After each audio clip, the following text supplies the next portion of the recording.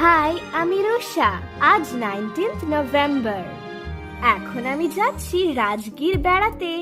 এটা আমার birthday special tour.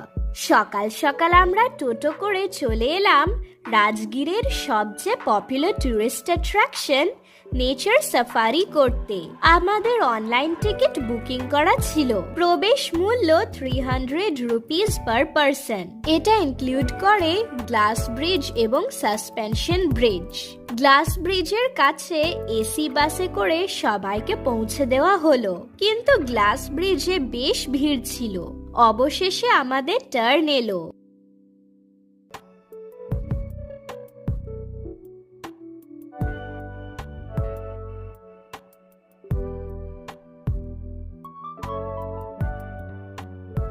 এরপর গেলাম সাসপেনশন ব্রিজ। মেন সাসপেনশন ব্রিজটি বন্ধ ছিল